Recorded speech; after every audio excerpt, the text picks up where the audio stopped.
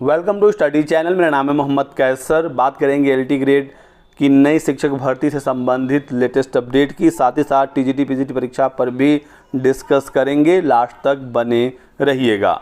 सबसे पहले अपडेट आप देख सकते हैं एलटी ग्रेड का। कागजी प्रस्ताव में फंसी है राजकीय शिक्षकों की भर्ती। 9000 पदों पर यह भर्ती होनी है। इसमें कुछ मामले फंसे हुए हैं जिसकी वजह से विज्ञापन में डिले हो रहा है।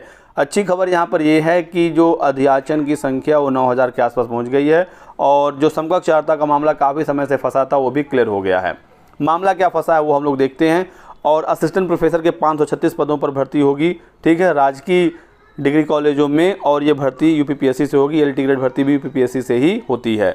यूपीपीएससी को अध्याचन मिल चुका है, शासन स्तर से मामले फंसे हुए हैं और इस वजह से दोनों विज्ञापन जारी नहीं हो रहे हैं। बताया गया है कि राजकीय विद्यालय और राजकीय महाविद्यालय में शिक्षकों की भर्ती कागजी प्रस्तावों की वजह से फंसी हुई है। यूपीपीएससी को इन भर्तियों के लिए काफ़ी पहले अध्याचन मिल चुके थे, लेकिन आयोग को शासन स्तर से कुछ प्रस्तावों की मंजूरी मिलने का इंतज़ार है।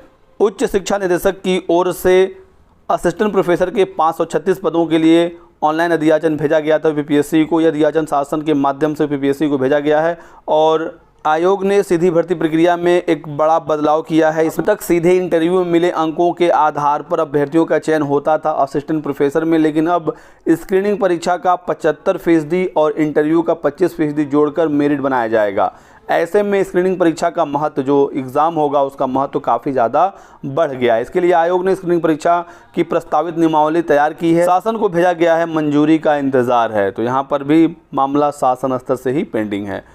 तो नियमावली को मंजूरी मिलने के बाद विज्ञापन असिस्टेंट प्रोफेसर का जारी होगा। अब आगे एलटी ग्रेड का देखिए। एलटी ग्रेड का अध्याचन मिले 2 साल का समय बीत गया। पहले 6000 इसमें पद थे, लेकिन अब अपडेट है कि 9000 के आसपास पदों की संख्या पहुंच गई है।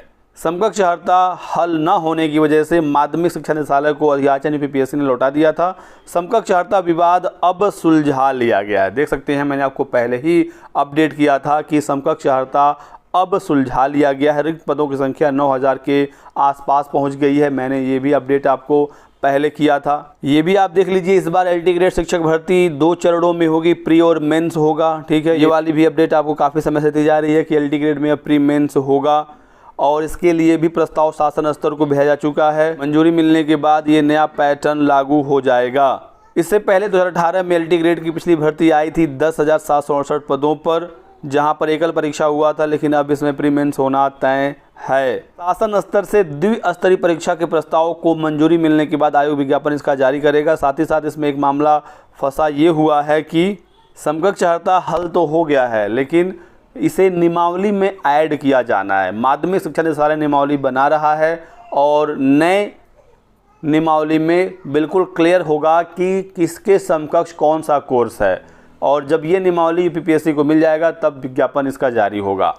अब जो नया विज्ञापन आएगा उसमें समकक्ष अर्हता शब्द का यूज विज्ञापन में नहीं किया जाएगा। साफ साफ लिखा होगा बीएड के समकक्ष क्या लगेगा, ग्रेजुएशन के समकक्ष क्या लगेगा, ठीक है। अलग अलग विषयों में जो सब्जेक्ट कॉम्बिनेशन है तो उसके जगह पर यदि कोई दूसरा ऑप्शन है तो पहले लिख देता था सिंपली कि स्नातक या इसके समकक्ष या बीएड या इसके समकक्ष। अब ऐसा नहीं होगा, एग्जैक्टली बताया जाएगा कि इसके समकक्ष क्या क्या चीज़ें हैं। तो बाद में जो मामले कोर्ट वगैरह में फंसते थे वो अब नहीं होंगे, लेकिन बड़ा सवाल यही है कि ये मामले आखिर क्लियर कब तक होंगे। तो सारा आपको अपडेट मैंने दे दिया एलटी ग्रेड को लेकर। कुछ अच्छी खबर है कि 9000 के आसपास पदों की संख्या पहुँच गई है, समकक्ष अर्हता हल हो गया है, लेकिन कुछ मामले फंसे हुए हैं, जैसे एग्ज़ाम पैटर्न का प्रस्ताव शासन को मंजूर करना है, समकक्ष अर्हता को नियमावली में ऐड करना है और असिस्टेंट प्रोफेसर में नए एग्ज़ाम पैटर्न के प्रस्ताव को शासन को मंजूरी देनी है। देखना होगा शासन इसमें कितना और समय लेता है।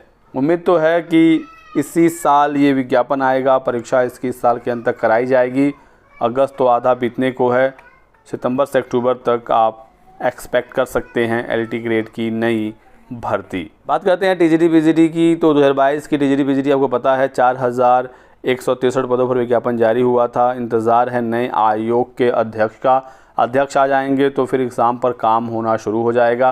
तो जानकारी ये निकल कर आ रही थी कि इसी माह अगस्त में ही नए अध्यक्ष आ जाएंगे। अभी तक तो नियुक्ति हुई नहीं। अगर इस माह के अंत तक भी नियुक्ति हो जाती है तो फिर अगस्त के बाद सितंबर में ही परीक्षाओं को लेकर कुछ काम शुरू होगा और अक्टूबर नवंबर तक ही पहली परीक्षा नए आयोग से पॉसिबल है।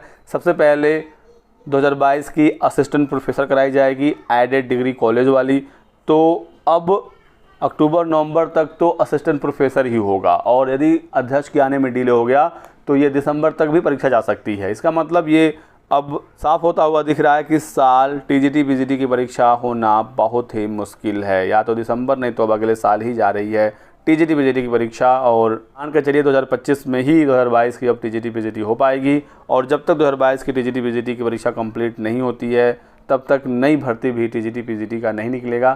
तो अभी और इंतज़ार करना होगा। बाकी उम्मीदें काफ़ी थी, लेकिन नए आयोग में जो कार्रवाई हो रही है, जो डीले हो रहा है मामला, अभी अध्यक्ष आने हैं, 4 उप सचिव आने हैं, एग्ज़ाम कंट्रोलर आने हैं, उसके बाद ही परीक्षा पॉसिबल है। तो अब अगले साल ही टीजीटी पीजीटी की आप उम्मीद करिएगा।